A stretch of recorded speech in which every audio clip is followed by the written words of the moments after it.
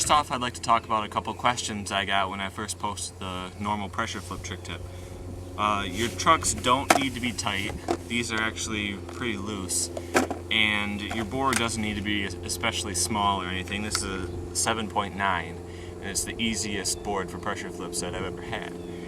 So, you want to set your feet up about like this, with enough of your front toe hanging off to keep you balanced, since your heel should be hanging off with your back foot. And the trick, it works essentially just like a pressure flip. I mean, the technique is completely different, but the physics of it are just the same. What you want to do is pop down the side of your tail right here. And the goal is to push this part of the tail to be about right here. And you want to sort of go under with it. So you pop down and you push it ahead of you. And then when you do that, it starts a little bit of front side momentum and a little bit like a kickflip. And it comes around like that. The best thing about doing pressure flips is that you can practice just standing right next to your board. Like,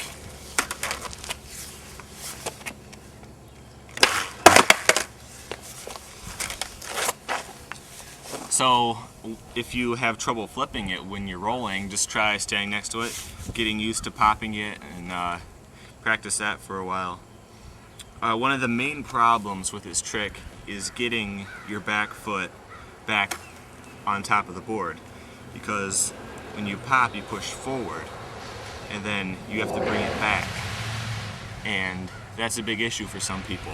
You know, you pop and you sort of are more focused on following it with your front foot and catching it than bringing this foot back, and because of that, you tend to land with your toes down, and it's just something you really have to focus on. There's no real trick to that. The second thing that happens is that the board flies behind you like a frontside shove it does sometimes. And it's not so big of an issue with this trick because the tail is sort of sliding on the ground, so it doesn't force a pivot with the wheels, it slides ahead. And the solution is the same. Since your foot's right on the corner there, you shouldn't have too much trouble forcing it out in front of you. One more thing to keep in mind is that this trick we should learn at a pretty moderate pace. If you go too slow, the tail slides a little bit, so if you're going really slow, the tail will just sort of catch because there's too much friction. And if you go really fast, sometimes it'll slow down too much and it'll end up behind you.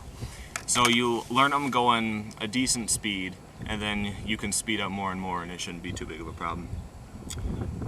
If the board keeps landing upside down, or it sort of dies, like it starts to flip and then just sort of falls, you're probably doing the motion too slow.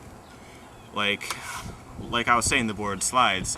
So if you're about right here and you're really pushing down on the board, you know, it just drags and it slows down and stops. So you want to keep that motion really fast and really quick. Just snap it over there as fast as you can. And that's pretty much it. Just watch the videos I have for you and keep practicing. You should get it.